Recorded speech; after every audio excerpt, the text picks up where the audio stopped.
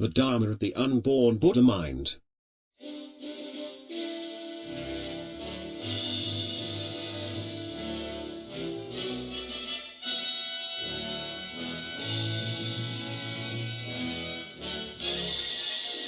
There is no greater enemy than one's own desires, one's own fears, one's own pride and one's own self-ignorance.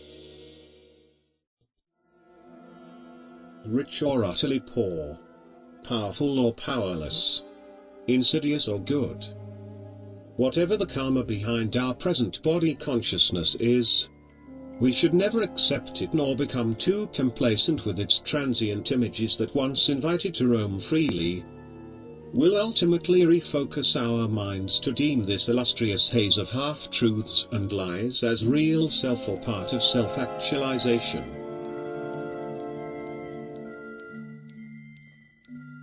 A disciplined mind does not allow itself to be sidetracked by the winds of delusion. Once one surrenders to the erratic yet precise winds of karma, one surrenders one's mind to something lesser than its actual self. All worldly knowledge and ignorance arises from, and returns to the permanent body of the mind. Ignorance offers the obscuration of the true and the exposure of the false and self-empty. Essentially, one needs to engage a great turnabout within the innermost recesses of consciousness, thereby pinpointing this mirage of countless ideations.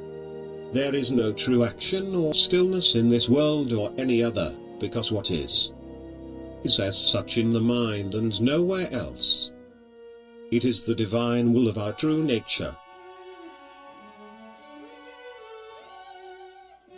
And this divine will, our spirit, is what guides the power of the mind.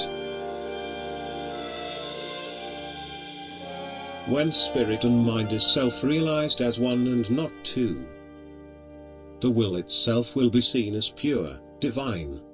Thus the mind is pure, unborn. When divided, the will is impure, thus the mind itself reflects an impurity. In a certain sense, the Dharmakaya, the truth body of the Buddha, is now experienced as samsara, essentially, clothing itself in the body of Mara.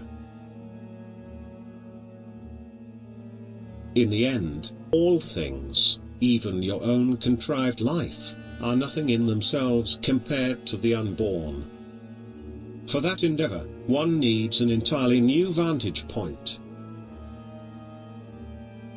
In the beginning, a superpositional point of right view, not open and influenced by the fixed positions of ideas, memories and experiences.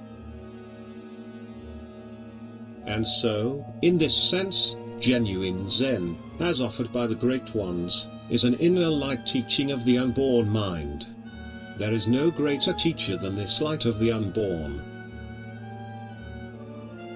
It reveals itself purely as such in all corners of this universe.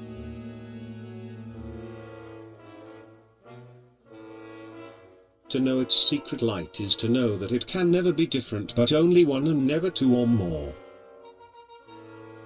As such, it strives to offer and guide the seeking aspirant of the way to make the great turnabout towards the true and permanent principle of the Absolute. Essentially utilizing this super-essential life force within, as a great Manjusri, standing guard with a vigilant eye and firm grip on his sword of truth, ready to slay any unwholesome desire of the great deceiver.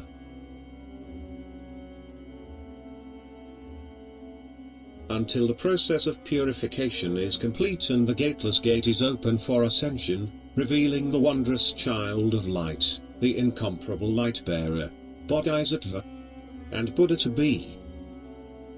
This splendid Bodhi child trusts nothing of any created and ideated worlds, but only the light and truth of its own real family, the Tathagatas.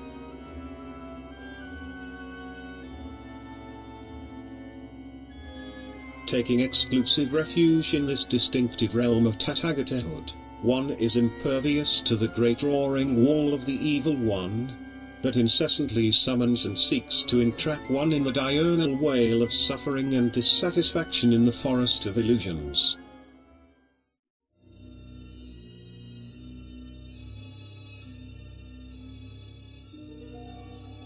This unsurpassed Dharma, known to but only a few in these days, is an unparalleled instrument in the skillful hands of a diligent one. One who has vanquished the illusion of the linear and has begun to understand the nature of the non-linear, thereby defeating the illusion of time and believing wholeheartedly that one's awakened passion and skill will inevitably be the proper compass in exploring the vast body of truth within. A body that precedes one's own temporal existence before every breath and every thought that one becomes aware of. In effect, slaying the false body consciousness with the great Manjushri's imageless sword.